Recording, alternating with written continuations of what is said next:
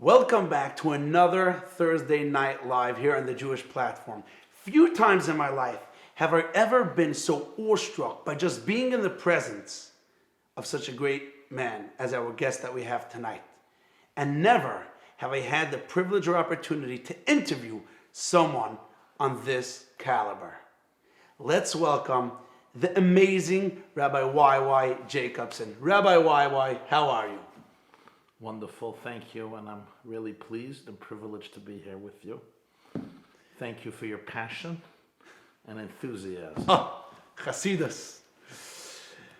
Now, you give dozens of shiurim weekly to thousands of people, and few people, if anyone, gives as many shiurim on Torah and Chasidus, Chizuk, and Stam inspiration anywhere near the amount that you give. Now, we know it didn't start all of a sudden in 2020. There's a Rabbi YY. We have a picture actually going back to when you were 15 years old, I'm assuming in the 1980s. I know, I forgot what they called it, but you used to sit and listen to the shiurim of the Rebbe, and the Rebbe, and you had to memorize them. Let's go back. Let's hear, when did Rabbi YY and how did Rabbi YY become Rabbi YY? We're just going to put up that picture for you 1 second over here, and then you're going to tell us what's happening. Der Rebbe hat angeheben, als ist doch mich tarach bei Erev Shabbos, Echel bei Shabbos. Ist der Erev Shabbos gewesen Yiddishe in Tev Kislev. Und danach geht man von dem rein in Shabbos, wo das ist doch Chai Kislev, Yudches Kislev. Und Teke von Yad Mitzvah Shabbos ist Yudhes Kislev. Yudhes Kislev, und das ist doch der Reish Hashanah auf Teres Achsidus und Daike. And now you can tell us what's happening.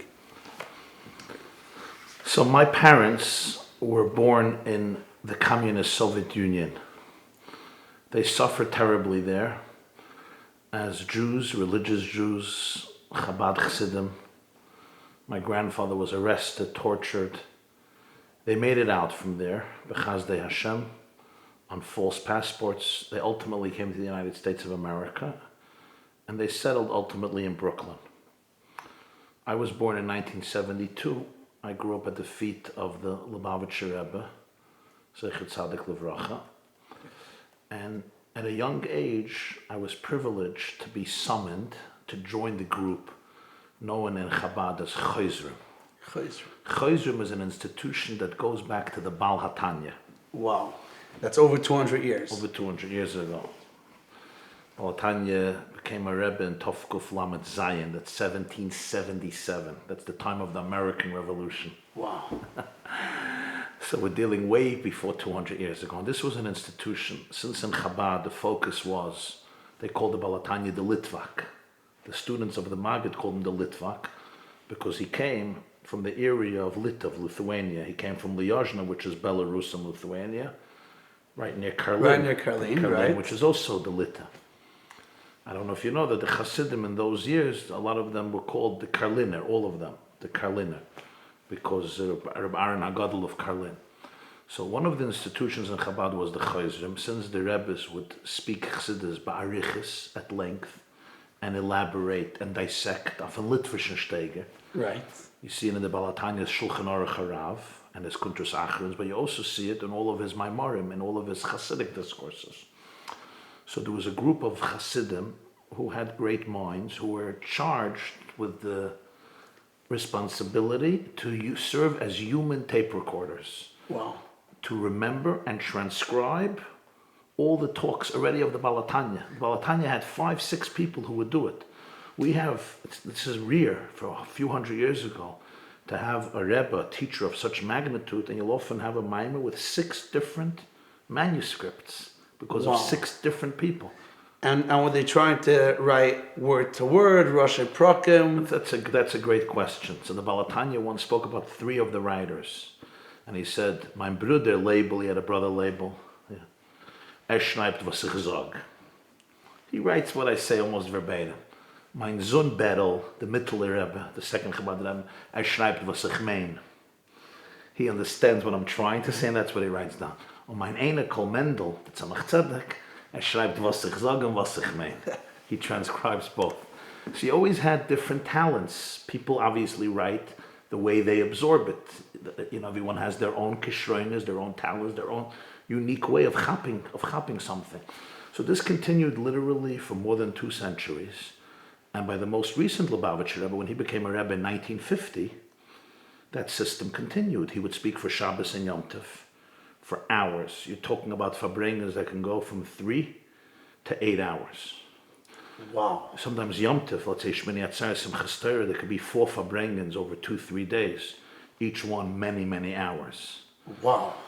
So from the first farbrengen already, 1950. And it wasn't just speaking.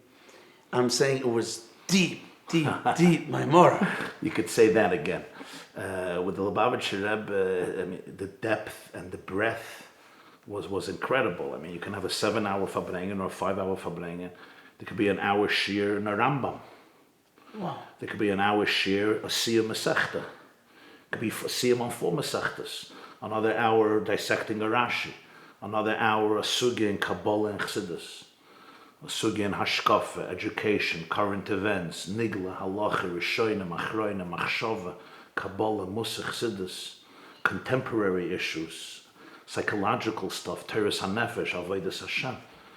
And it was a tapestry of Mamash Kol HaTeira and often science and physics. And they came, I believe, one after another. It wasn't just... Yeah, and also the Rebbe wouldn't say a lot of jokes and stories. He didn't... So it was serious. You had to keep up. It was a marathon. It was intense. Very intense. And he would quote from Kol HaTeira and it was without notes. He didn't give before, the Mar Mekayma, so we could prepare the shir. And I remember at the end of I still remember the end of a farbrengen, you were like in a different world, like in a trance. It took time to land. So I had the schus from being of that group. It was a small group, and this was our responsibility to memorize and transcribe. Wow, incredible.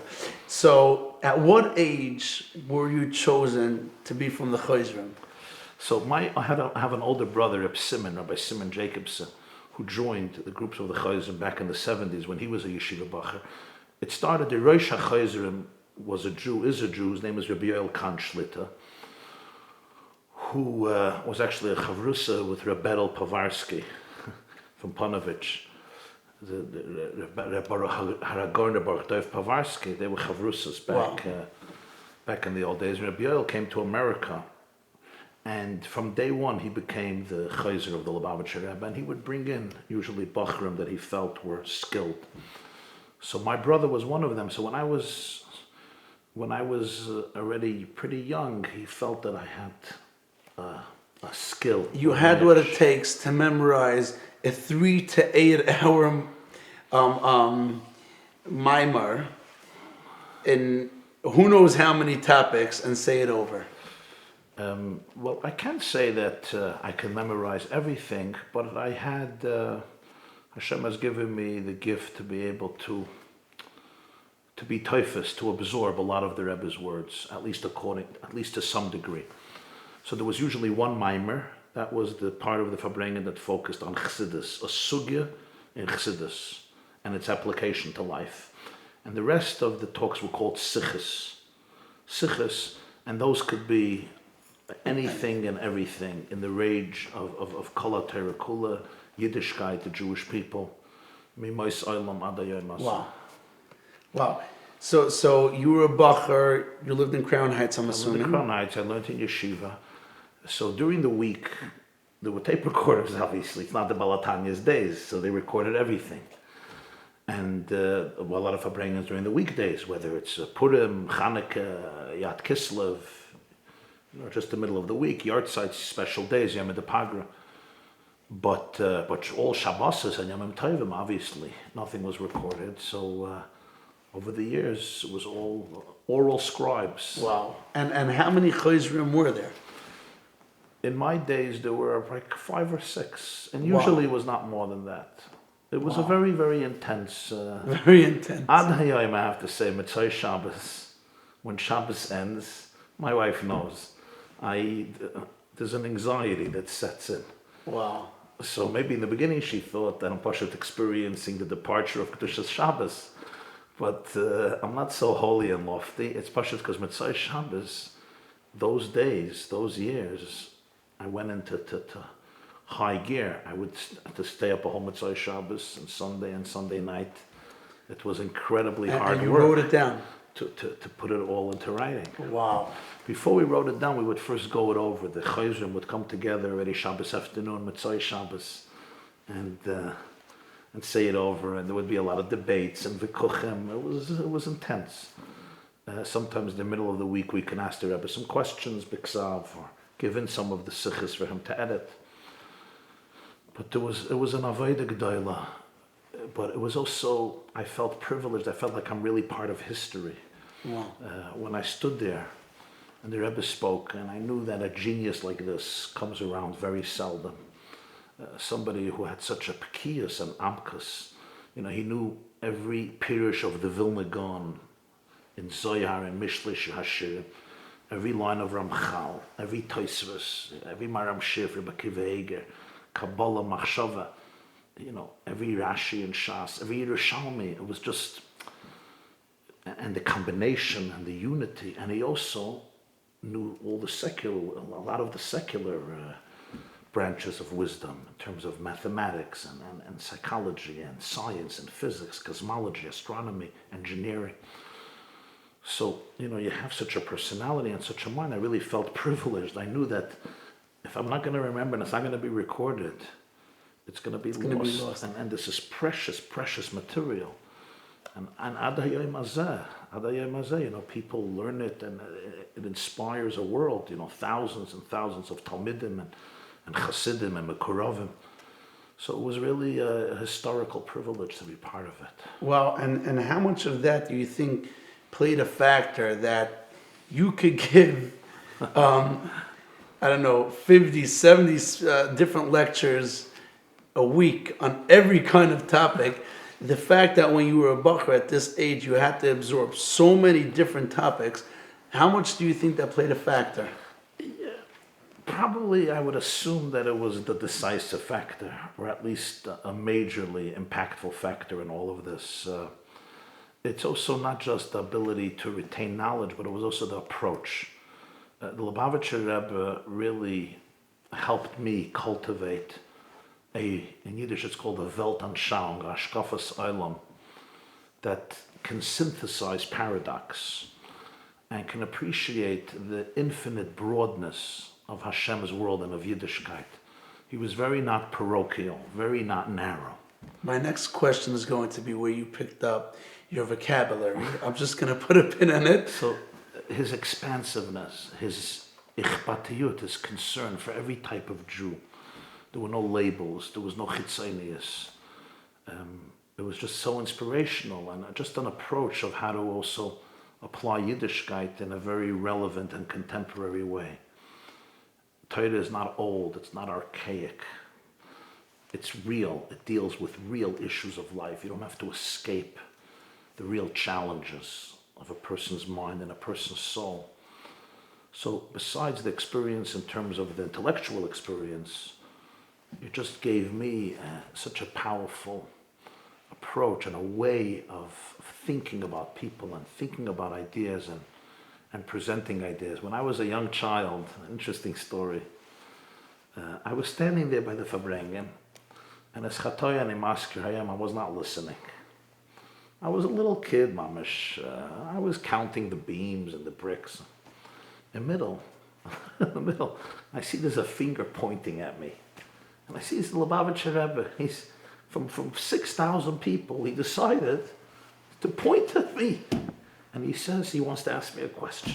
This was the last thing I wanted to happen. I was a shy kid. I'm still a shy kid. I don't know, you may not notice it, but I'm a shy kid. I did not notice. And he says in Yiddish, he spoke in Yiddish. Look at this, he's pointing at me, Mamash Hazai, with this finger, shaking a little bit. Von wannen weißt du, as da Welt? How do you know that the universe exists? I didn't know what to say. How do I know the world exists? How does anybody know that the world exists? Nobody ever asked me such a question. Now 6,000 eyes are looking at me. I'm blushing. all I'm thinking about is, Rebbe, live and let live. Yeah, I didn't bother you. I was doing my thing. Why you bothering? But the Rebbe was waiting for an answer, and he was quiet, maybe for 15 seconds, which seemed like eternity. mamash eternity. And I didn't have what to answer. So the Rebbe answered for me. He said, Entweder. This is what the child answers. And he said, Von wannen weiß ich, dass da Welt? Weil der erste Posuk in Teire hebt sich an, Bereish is Bore Lekim, es Shemaim Vesarets. The opening of Teire says, Hashem, in the beginning, created heaven and earth. That's how I know the world exists.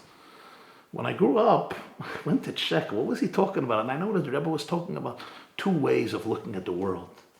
He was talking about Moshe and Aaron. One way of looking at the world is from the world's perspective, and one way of looking at the world is completely from the Torah's perspective. The only reason you know it exists is because Torah says, and as I grew up, and today when I reflect on it, I think that perhaps it was a shtickle empowerment, or a message, or a bracha, that you'll travel the world, and your ultimate message has to be, do you know how we know the world exists? Help people align their experiences of life with the divine vision of Bereshis Bara Elokim Es Hashemayim V'Saaretz. And that's what I try to do in one way or another way. Wow. So let's move the story on a little bit more. You were a Chabadske Bacher, and how did it, where did it go from there? Yeah, so you know how often people will tell you you got to go to a coach and a guru and a life coach, and they'll evaluate you and tell you what you're good at and what you're not good at, and your kishreinis and what you're supposed to do with your life. And then you'll create a plan, 5 years, 10 years, 20 years, and a trajectory. So this didn't happen in my life. This was not part of the plan, was not part of the tochnit, as they say. It wasn't part of the dream. As a Bacher, you didn't know that you were going to be Rabbi YY Jacobson. I was just doing my thing. I would sit and learn. To be able to be one of the chayzim of the Rebbe, we had to sit and learn the whole week.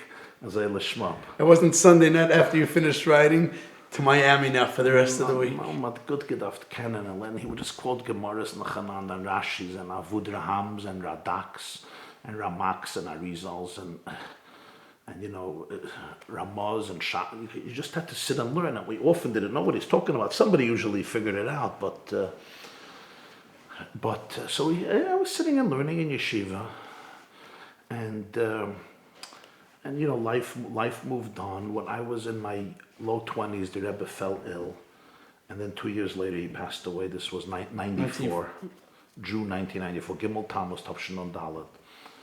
So I continued learning. It was a difficult kufa for me personally and for my chavedim, obviously. I continued learning, and my father, Zechrona Levracha, was all of his life he was a journalist.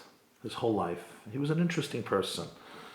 He worked for Yediot Achronot, which is Israel's largest daily newspaper. He became their correspondent in the United Nations. United Nations. He succeeded Elie Wiesel. Famous Elie Wiesel used to be a journalist. He gave the job to my father. They were close friends. They remained close friends. My father worked for Newsweek, for the Herald Tribune, for a Yiddish daily called the Tag Morgen Journal, the Day Morning Journal. It was a daily Yiddish. Now, these were newspapers that were read by hundreds of thousands of Jews, immigrants who spoke Yiddish. In 72, that paper closed down suddenly. The publisher, Jacobson, he couldn't afford it. Remember, the new generation in the secular Yiddishist world were in public schools. They were all speaking English. Yiddish remained only more or less in the Chassidische Welt, unless you go to Antwerpen.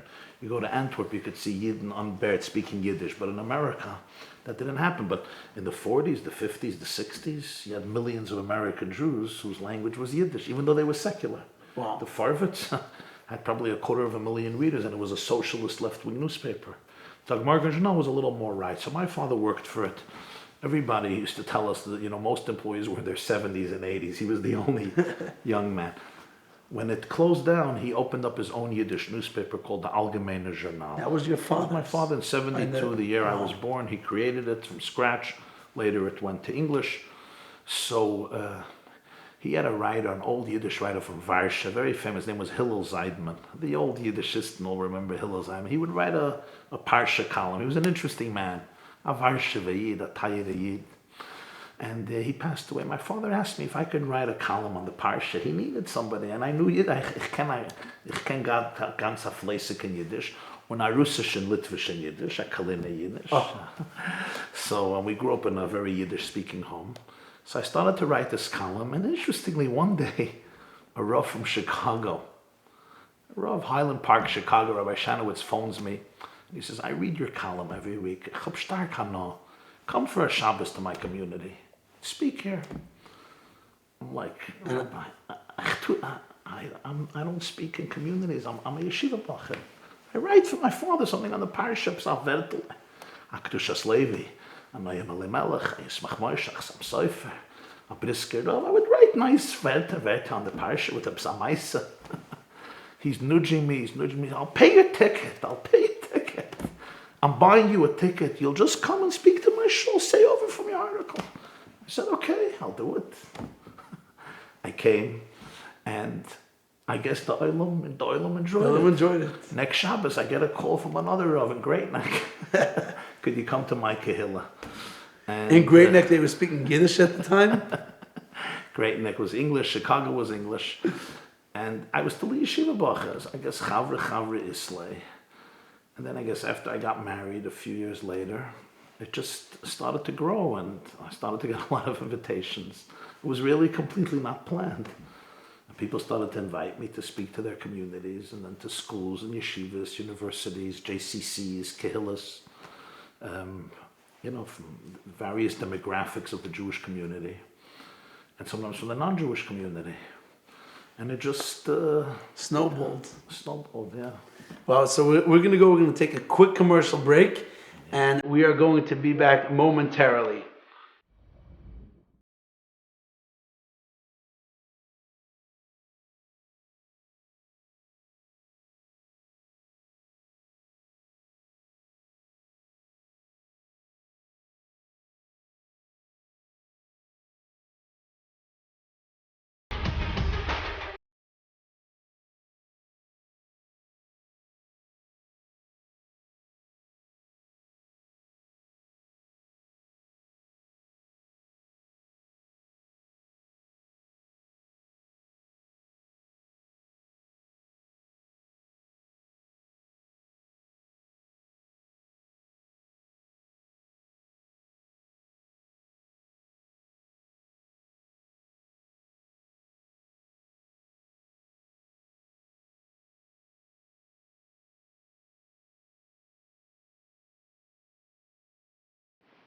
Welcome back. Okay, Rabbi YY, was, I guess, the Yad Hashem that you started writing for your father's paper, the Algemeiner. Is it still around? Still around. And then you were invited to Chicago, and slowly but surely you got around. Now, from there, you've written, I know, thousands of articles, and you give shiurim all over. Now, here's the question. I chas v'shalom don't want this taken the wrong way. But by the frum community, generally in a certain sense, Chabad sticks to its own. I don't mean chas v'shalom that there's any animosity anyway, chas v'shalom. But they live in Crown Heights, and they have a certain culture between Belz, Bobiv, and the other places. They're in Borough Park. It's one big challah. And you have people in other communities. And seldomly do we find that a rabbi from Chabad speaks to people from the mainstream, the rest of the other frum communities. And somehow I think that you managed to hit every demographic in the frum community. As we came, just FYI, Rabbi YY was in the middle of recording something in Hebrew for somebody in Israel. How is it that you managed as a Chabad rabbi to get to everybody? And it's even more than that. You managed to bring the concepts of Chasidus and the Rebbe's Sichas and the Rebbe's Maimorim, and you managed to bring that into all other parts of frum and non-frum Yiddishkeit. How do you think that happened? It's an interesting question. I don't take it in the wrong way at all. In fact, I feel very privileged. I have to say sometimes, what do you say, high on the Boiri Island? Yeah. 2020 phrase. I sometimes really feel high when I look back at the day and I said, you know, in the morning I had a shiur in Kiryas Yael in Monroe. Then That's happened? yes. Wow. Later in the day in Vishnitz, later in the day in Lakewood, Yeshiva University, and then the next night at a dinner in Tells in Cleveland, and then in a completely secular community.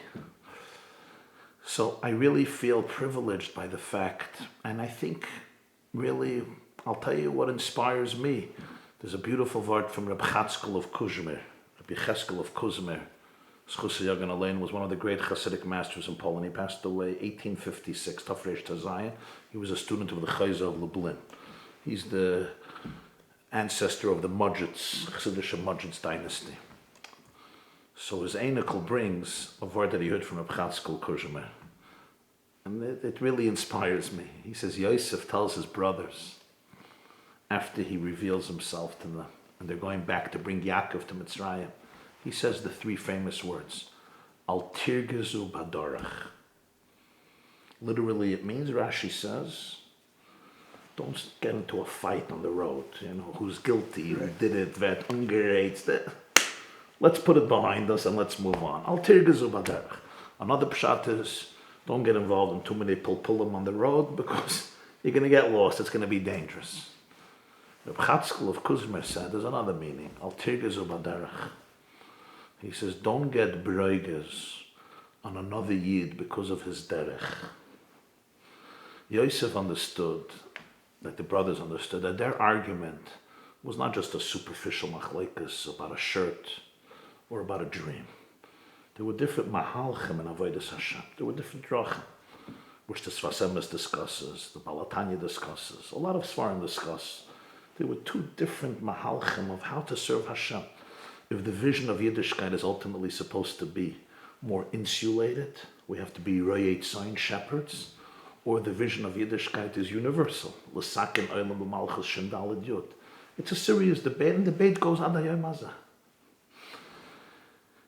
Al tirgezu baderech. Don't get beroiges baderech because of the derech. You have to realize that Hashem is infinite. Hashem is Ein Sof. And Torah is infinite. And it encompasses endless diversity. Don't allow diversity to deter you, to destroy you, to confuse you, and to turn you into a tribal person who can only speak and connect to a certain shnit, a certain hat, a certain nusach, a certain shul, a certain mahalach, a certain chalois, a certain niggin, a certain geder, a certain inyan. Don't become that person.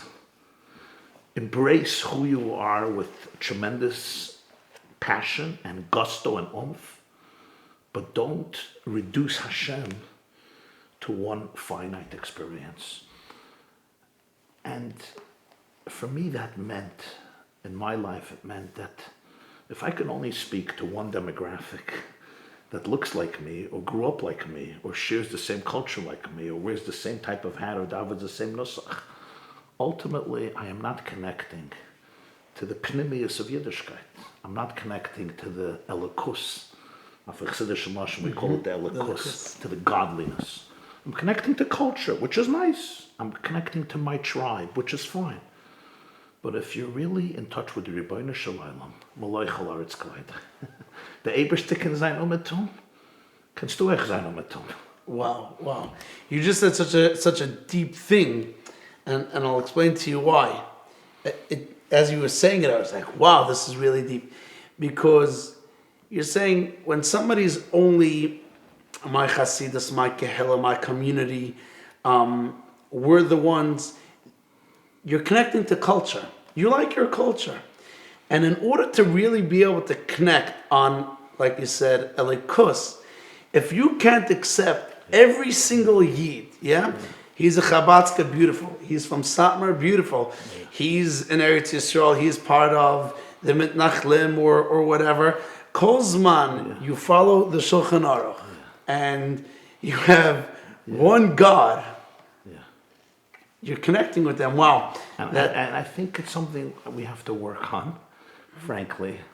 Sfasema says, in Shmois, he says, Vayetze Bayom Hasheni. The first day Moshe came out and he saw anti-Semitism, an Egyptian beating a Jew. He found an Eitzah. Vayaches HaMitzri, Habala Harga, Chashkem Laharga, Harga Mavek. Vayetze Bayom Hasheni, he saw two Jews killing each other. He says, Vademet Nishkat Kenetze, he had to run away. Wow.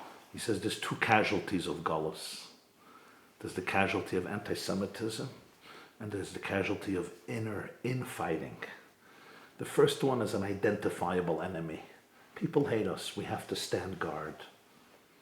The second one is a much more subtle cancer, and it erodes us from within. In Yiddish, it's called the Krumme de Naz. You know, it's the Krumme de Naz, like the Chavetz Chaim. Mach mit Naz. It's nicht eigenes, it's nicht mishaluni.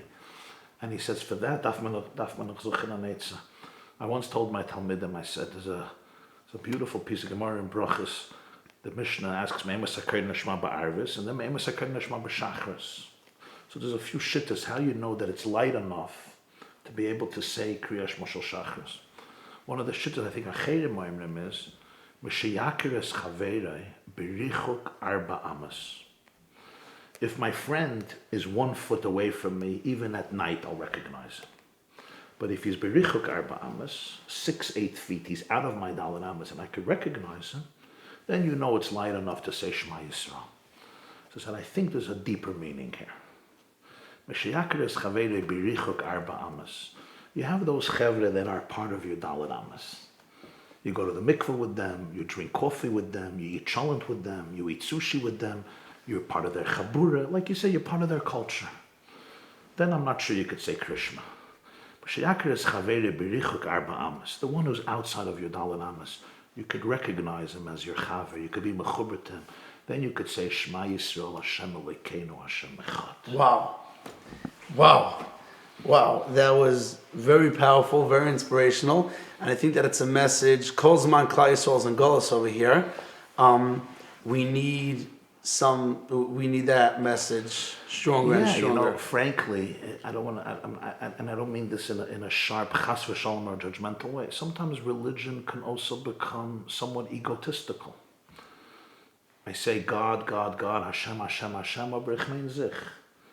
My ego, I need to feel comfortable, and you're challenging me. So I'm really stuck. I'm stuck in my own small orbit. A person who doesn't look like me challenges me to transcend myself and go into a much deeper place where I can create space for you and you can create space for me. I think it's also the essence of shalom bayis, really. This is what creates marital harmony. To expect that your wife or your husband is going to agree with you about most things. Today, the most progressive research on marriage shows something interesting. They used to think the difference between a good marriage and a bad marriage is, in a bad marriage they're always fighting. In a good marriage they agree about 90% of the things.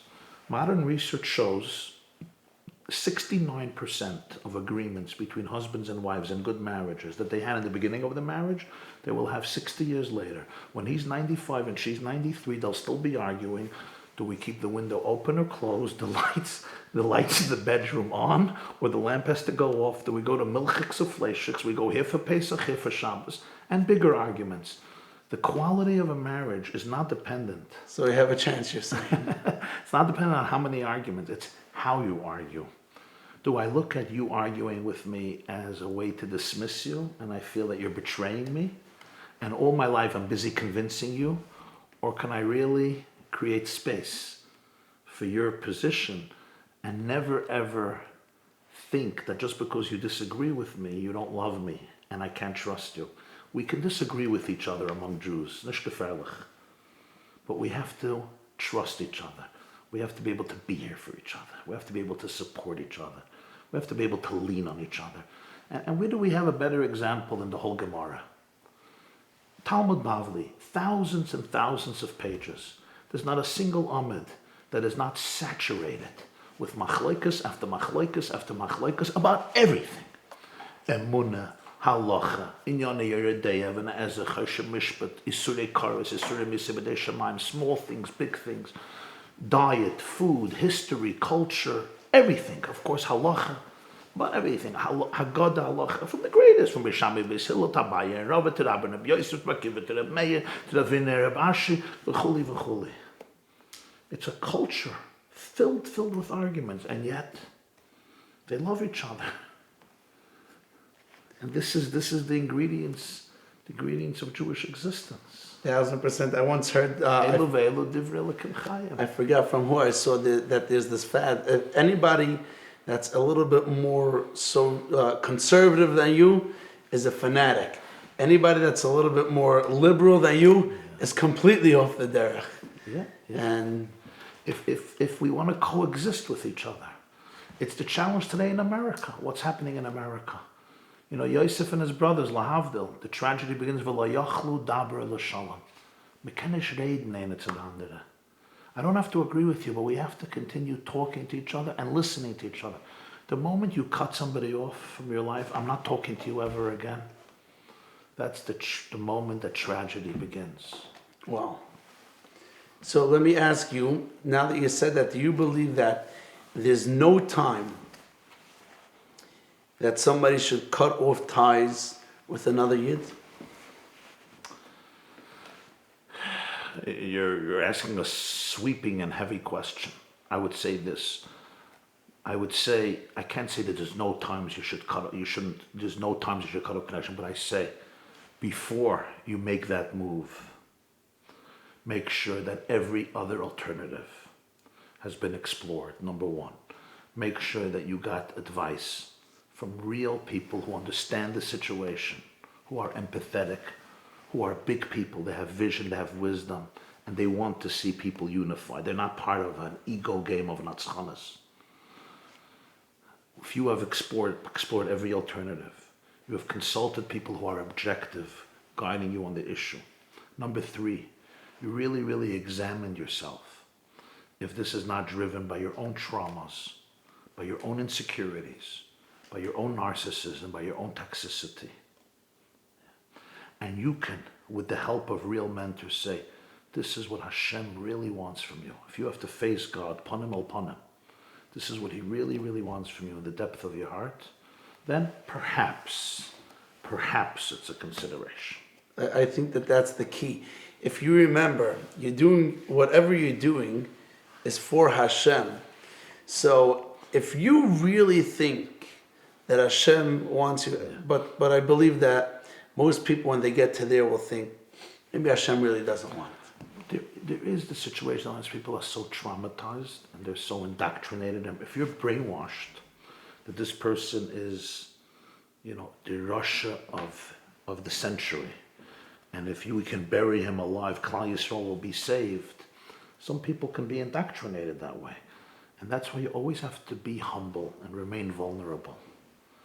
And always ask the questions. Where is my thinking coming from? Is my chashiva coming from a place of broadness? Like you say, from a place of elikus? Or it's coming from a place of deep fear and insecurity? Am I somewhat in a cult? These are the courageous questions that authentic people ask themselves. What's motivating me? What's guiding me? Wow. Right? Especially with family, it breaks my heart. Brothers don't talk to each other. Sisters don't talk to each other. Uncles don't talk to nephews. Cousins don't talk. You don't go to chasanas. And it's usually because of money. A Yerusha from the father, or a potential Yerusha. Father's alive. But in 10 years or 20 years, 120 years, what's going to be? And look at it. So already now, I could fight with. People don't realize these things last generations. Cousins don't get to know each other. They can't come to each other's chasanas, bar mitzvahs, sheva brachas. It's a tragedy. It's not worth it. You have to think bigger. You have to have gadlus hamoichin. Don't become petty in life. Even if you're right and the other person is wrong. In life, don't try to be right. Try to be happy. When there's somebody you're not on speaking terms with, your soul is miserable. Don't be right. Be happy. And I've heard you say the difference between kids and adults. That comes from the Tzemach Tzedek. Grandson of the Balatanya writes, Torah Parshas Emer, I think. He says, why is it that children, they don't harbor grudges? Every one of our children says, Tati, I hate you. You're not coming to my birthday party. You're not my friend anymore. 10 minutes later, your best friend, especially if you give them some ice cream. Adults, they harbor grudges. Yoren lang. If we would live for centuries, we would hold on to grudges for centuries. And oftentimes they don't even remember their original cause. And then the children have to harbor it. And then the Einiklach, because we maintain the Messiah. By us, the Messiah is very important. My father hated you, I have to hate you and your kids.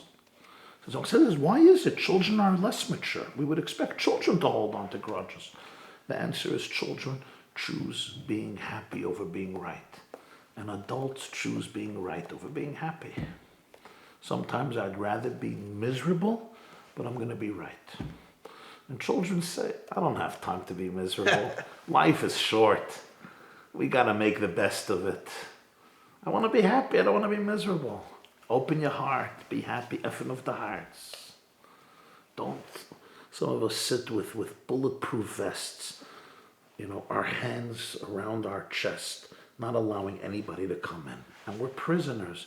We're prisoners to our own insecurities and our own wounds and our own traumas. And inside we're miserable. It's not how a Yid lives. And then you come to davening and you scream,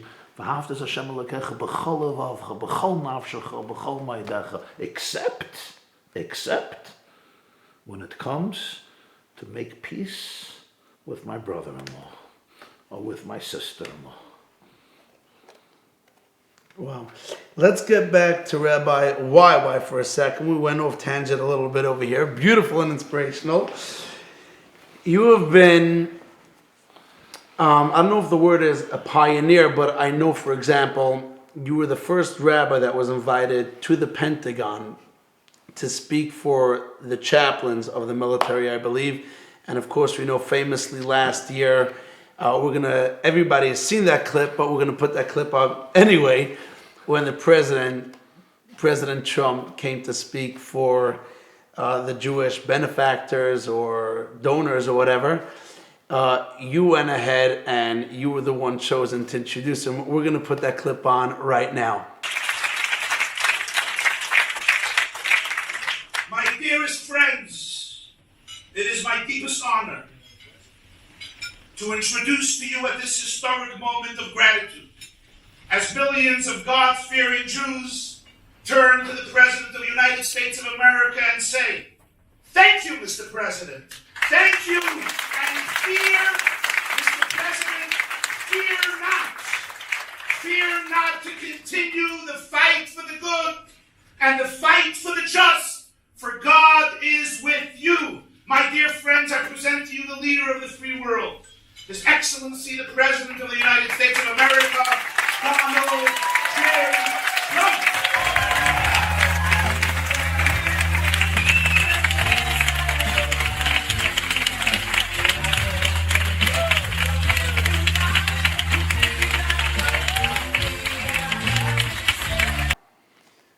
Givaldic, we had that clip.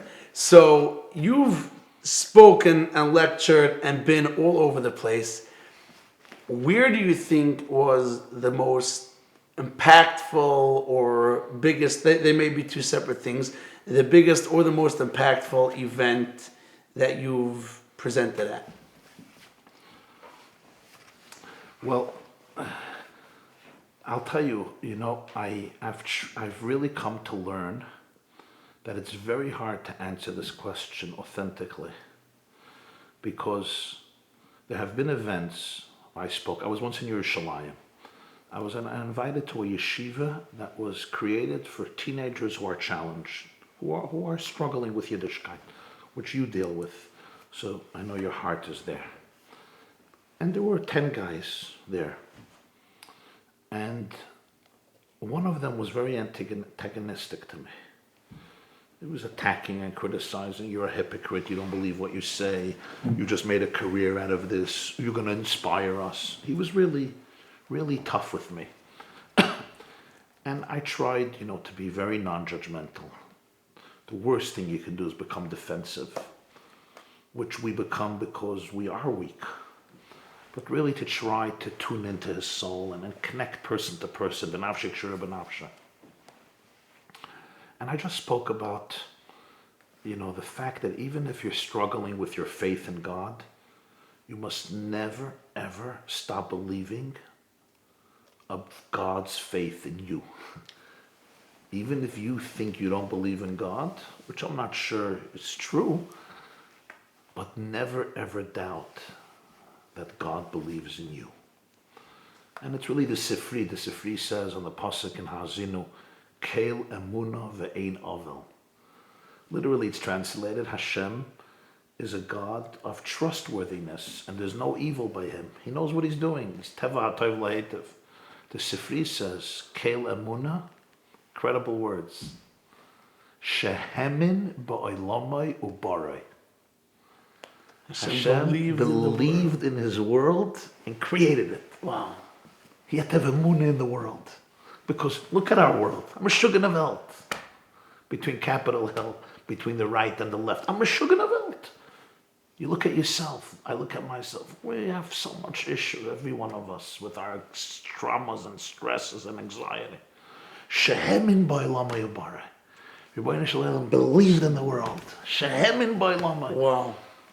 So Yiddishkeit is based on emunah in Hashem, but even deeper than that. Emunah in Hashem means emunah in yourself, emunah in your world, emunah in your life, emunah in your abilities, emunah in your light, emunah in your infinity, emunah in your relationships, emunah in your potentiality to light up the world and light up your life. This is what I was talking about. And this guy was sitting and looking at me like I fell off Mars, with this cynicism. And I remember I got up and I left. And I'm thinking to myself, what a flop. This just did not work. I'm quitting this job. When something doesn't go well and you're regretting that you ever got in. Why am I doing this? What do I need this for? This dismissiveness, this cynicism, this mockery. What am I, a criminal? Why don't I just become a mechanic? I'll work in a gas station. Nobody will speak to me like this. Maybe I'm wrong. Maybe you do speak to your mechanic this way about other things. Around 10 or 15 years later, I get a call from somebody. He introduces himself. He says, "You remember me?" I say, "No." He says, "I'll remind you. You were once in Yerushalayim, in this place. You spoke about so and so. You mentioned your own struggles and how you overcame them. I was giving you a hard time. But I want you to know that speech saved me from suicide." Wow. Wow. I was antagonistic because I was miserable. I didn't want to live. But you were genuine. You were real. You held your ground. You were vulnerable. You were not dismissive or confrontational or judgmental. And I said, you know what? I'm going to try to give my life a second chance.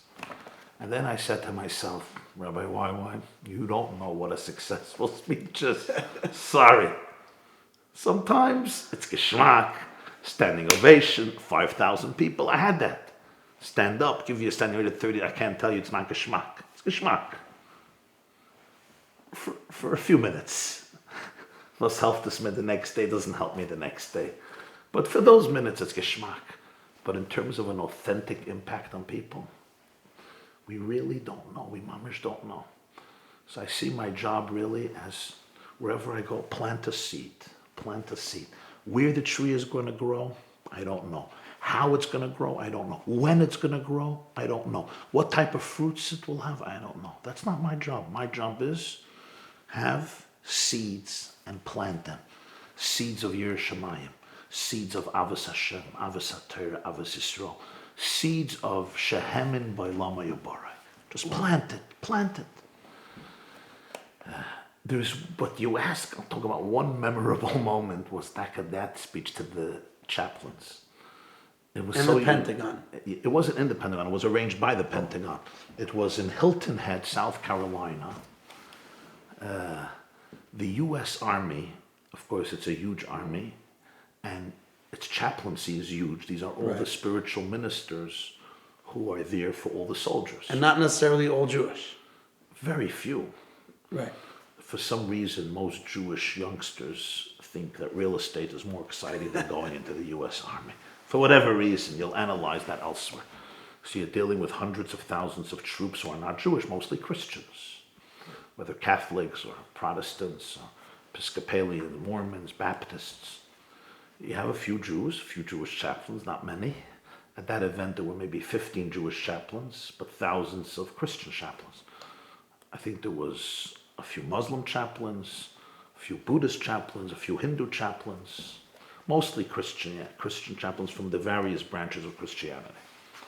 They meet in Hilton Head, South Carolina for a week to inspire each other as a convention of chizuk in their own way. Not like the shluchim do, but the chaplains. Yeah, the chaplain, chief of chaplains, and really they're responsible for all the soldiers from a spiritual perspective.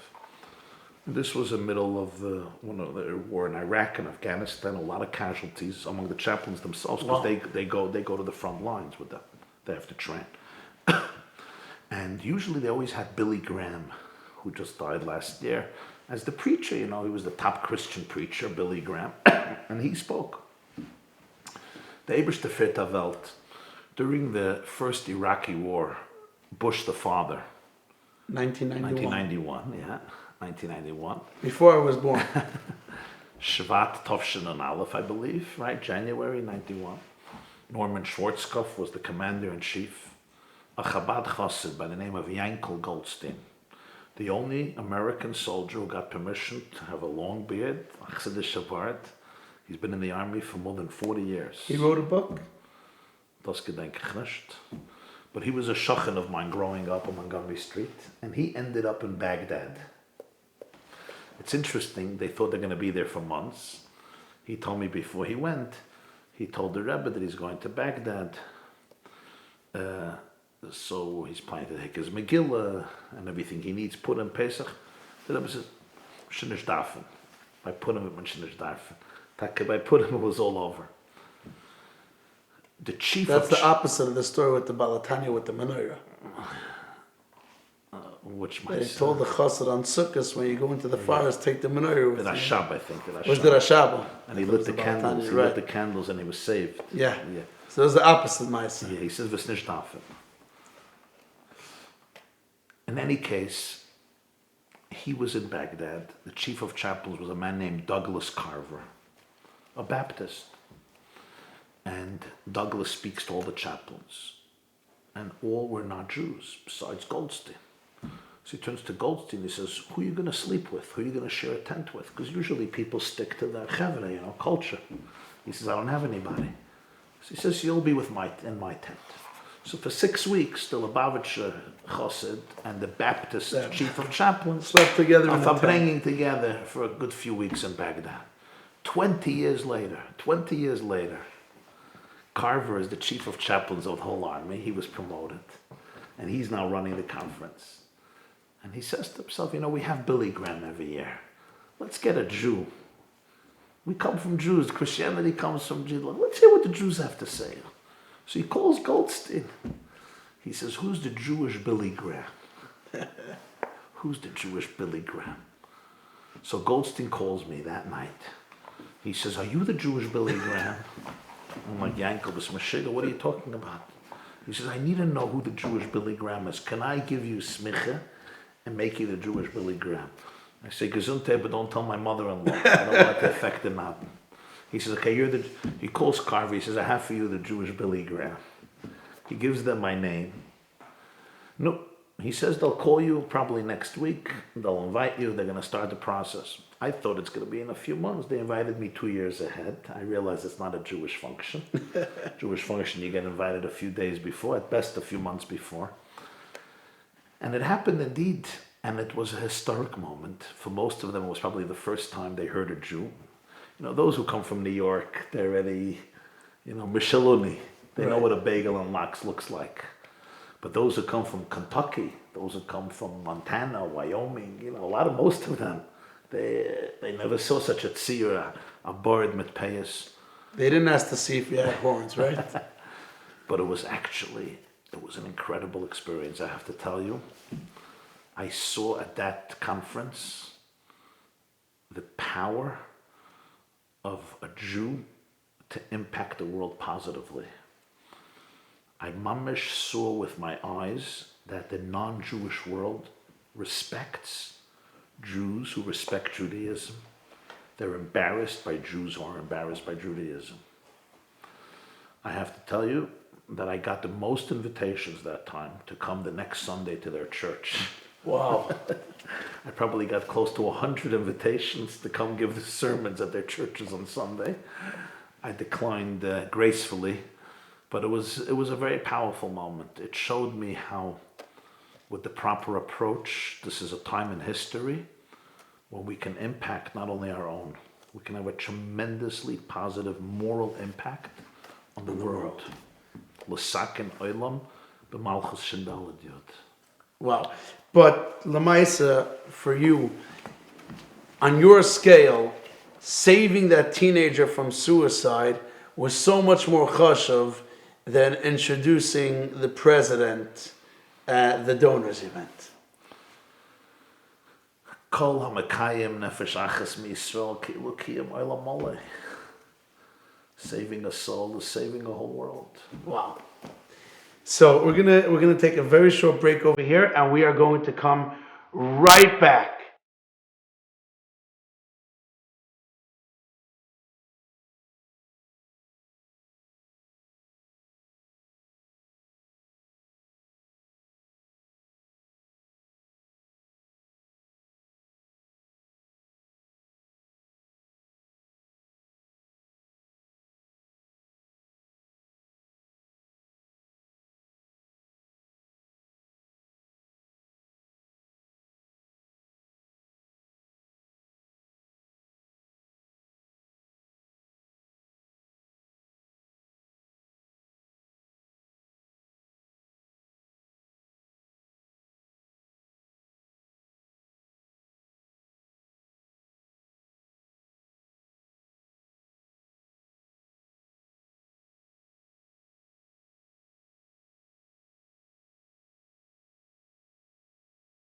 Welcome back. Now, we're living in unprecedented times in so many ways.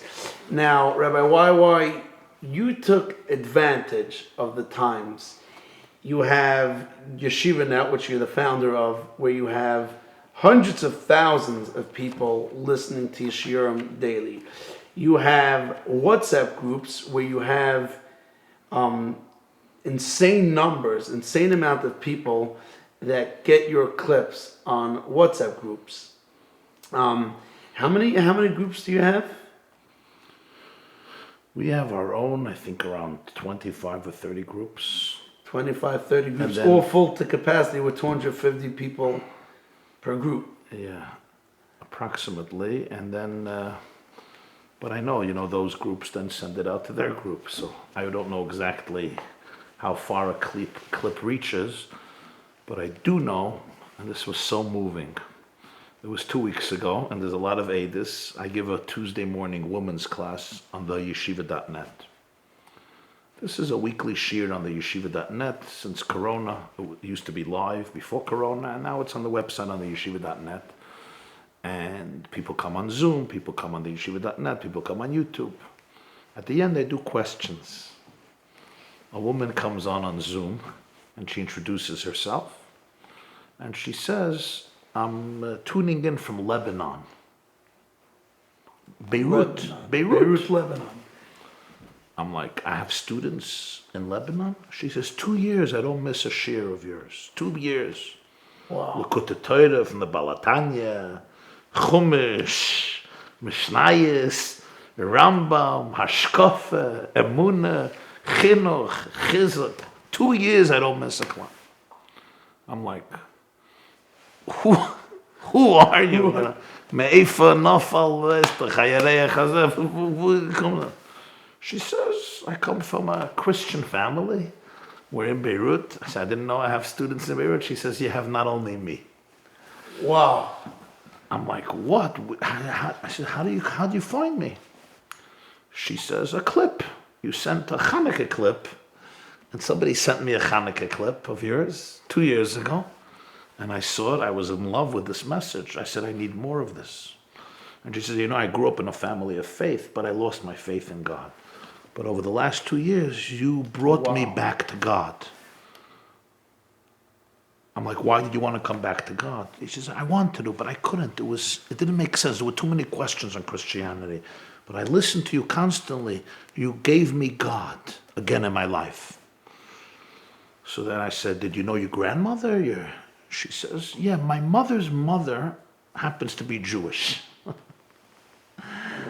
My mother's mother happens to be Jewish.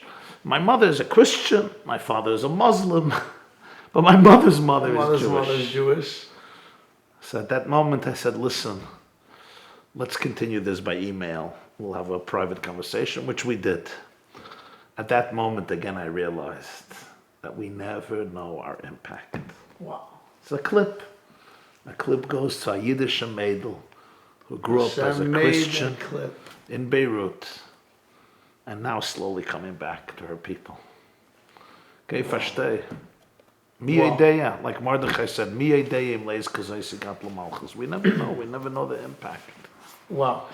So you utilize the times that we're living in for good, to be able to send a clip to a Muslim Christian woman living in Beirut, Lebanon. A Yiddish who thought she was Muslim Christian in Beirut. Yeah. Personally, a wonderful person, a special person. Wow. And personally, I've heard speeches that you've given to kids throughout COVID, to bar mitzvah bachrim, to women. Okay, those my wife have listened to men. But we are living in unprecedented times, and because of technology and the speed of everything, and of course today's days with Corona, I'm saying, and the left and the right, and we don't know who's the president right now. We do know who's the president. I don't know if he knows that he's the president, but what is your message to somebody today's days? What should be how to utilize the days for good? I would say first and foremost 2 messages that I've been sharing with people over these months. I initiated all these programs because I realized that children are stuck at home, teenagers are stuck at home, and youth need a social life. We need friends. And the more chizuk and entertainment and inspiration we can give to that demographic, the more better, because it's vital. It's sometimes hatzalas nefashos mamash. I want you to know that we made programs for teenagers week after week. And there were weeks 400, 500 questions came in from teenagers about everything. From children, dozens or hundreds of questions. In fact, the late Rabbi Jonathan Sachs, Bridges' chief rabbi, shortly before his death, which came unexpected, he got sick fast. He was initiating a new program where he wanted to engage with teenagers about their questions. So his office reached out to me, what would be the most pressing questions? So I sent him a link to the website with those programs, and here you'll have 400 questions. Rabbi Sachs will have what to talk about for a couple of months. Unfortunately, he was taken on Shabbos Vayerech of Cheshva. I would say 2 very powerful messages. One message comes from Reb Shlomo Karliner. It's the Chakalina Chassid. Shlomo was a Talmud of Reb Aaron HaGadol of Karlin. Shlomo Karliner is Chusay Yagan Aleinu. This is brought in base Aaron Parshas Vayetze on the pasuk Vayivga B'Makeh. It's a special word. It says V'ahavtas Hashem Elokecha b'chol levavcha. Says Rashi from the Sifri. What's b'chol levavcha? Shelo yehi libcha chaluk al hamakeh. Your heart shouldn't have a machlokes with your Rebbeinu Shalom. I was once in an airport before Corona. I was stuck. Couldn't get to my destination. I meet a Karlina Chassid. From your Chevra. And he says, Lama de Zagan Avart for the Shlomo Karliner. Why does Rashi use the word al hamakeh? Shelo yehi libcha chaluk al Hashem. Hashem Elokecha. It says V'ahavtas Hashem Elokecha. Al Hashchina. Why al hamakeh? Hamakeh is a rare term to use for Hashem. Zok the Heilige Reb Shlomo Karliner, Shelo yehi libcha chaluk al hamakeh. Don't be in a machlokes with the space you are in life, with your position in life, with your makom. People often sit for years and say, if I would only be in a different makom, geographically or existentially, if I would only be married to a different person and have different kids and have a different family and a different community and different kashronis and different money and different business and different vocation. If I would be in a different makom, life would be wonderful. Now, Nebuch, ich bin verhackt in this makom, quarantined on lockdown. The first Yisai Shaloya Hilibcha Chalak Makom. We have to be able to make peace with our makom. Realize that our problems in life are not standing in the way of our success. They are the way. The makom that I'm in, that is the place where I can flex my muscles and maximize my deepest potentials. It's not easy to embrace. I always compare myself to other people. I get jealous of people who would have his kids and his house and his car and his mahalach and his disposition and his character. But that's not the reason your neshama came into the world. And you even hear very often people saying, today's generation were worthless, or the previous generations. Yeah. This is the makom. You have to find your Rebbeinu Shalom. What does Hashem tell Moshe? HaMakom asher ta'omed alav admas kodesh. We are all in a specific makom today. We've all been on lockdown. Not all, but many people have been on lockdown. Everybody's life changed. Everybody's life changed in one way or another. Financially, emotionally, socially, psychologically. Never mind the people who have suffered losses. Everybody's life was transformed. People lost their businesses. People lost so much of life, and it's difficult. We have to be here for each other. We have to empathize with each other. We have to feel each other's pain. But we could never, ever surrender to despair. I have to be able to say, this is the makom I'm in. This is where I could shine. Wow. This is where I will discover my deepest light if I tune in with courage and fearlessness and resilience to be able to face what exists in this makom. Not in spite of the circumstances. Because of the circumstances. Wow. And again, it's not an easy thing to embrace. There's pain involved, and we have to be able to grieve. But this is what Reb Shlomo taught, and he says, "Vayivga b'makom." Yaakov Avinu was running away from his father and mother. He had no shul, no community, no environment, no yitzchak. And it just became dark in the middle of the Gave day. him lots of love on. He's running away from Esav. Kiba Makli has a stick. Kiva Hashemesh, the sunset. Vayivga b'makom. That's when he had to encounter the Rebbeinu Shalom, who's in this space where you are right now. That's what Yaakov Tikkun Tfilas Arvis. He took his night and he turned it into a tefillah. Tefillah Miloshin HaToifel, connection. From his darkness, he built a relationship with Hashem. He took his adversity and he turned it into a deeper relationship. It became an opportunity for unprecedented growth. So you say we're living in unprecedented times? Yes, and that's why it's an opportunity for unprecedented growth.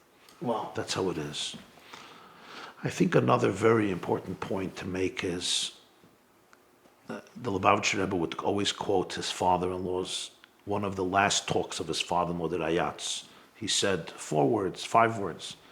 Yeder Yachid is a rabbin. Every individual is a community. What did he mean?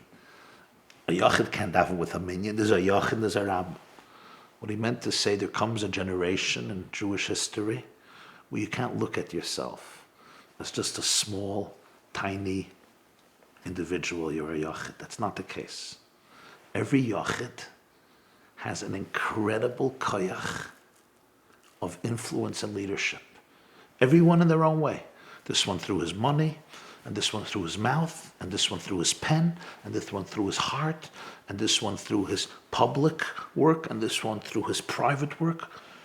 In today's day, stop seeing yourself as a yachid, and stop passing the buck to leaders who are supposedly supposed to lead. No. You see a challenge, You see a problem, you see teenagers struggling, you see youths alienated or depressed. Reach out, make a difference. Don't try to save the world, but there's one person who lives on your block whom you can touch. There's one girl who you could be Makarev, who you could bring over for Shabbos. There's one teenager, there's one adult, young adult, older person, younger person, man, woman, child, who you can embrace, whose neshama you can inspire. You're not a yachid, you're a rabbim. You can impact a rabbim, you can influence a rabbim. Today, every single person, every one of us, has a tremendous chus and achrayas to reach out, be a leader, be a leader. I know you look at yourself in the mirror and say, me? You got the wrong guy. I'm shy. I just do my daf yomi. I go to Mincha Ma'ariv and I try to make ends meet.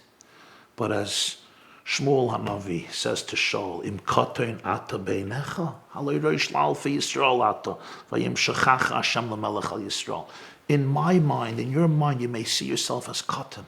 But the fact is there are people whom you can touch and only you can touch. So think big, think broad, think leadership today. Klal Yisrael needs today people who care, people who reach out. And if each one of us can cultivate such a mindset, we will never be able to appreciate the impact that we can have far beyond our immediate reach. Wow. Wow. You know the word from Reb Simcha Binim of Pshischa, such a powerful word. Vatishlach es hamasa, right? The daughter of Pare sends out her hand. So the Gemara says in Saitin Ishtarveva Yoda Amos Harbe, right? Her arm extends 40 feet, 50 feet until it reaches the table. And I want to ask you a question. If you go to a sea and you see a basket and there may be a child there and your arm extends 50 feet, what would you do? I would run away. This is a horror scene.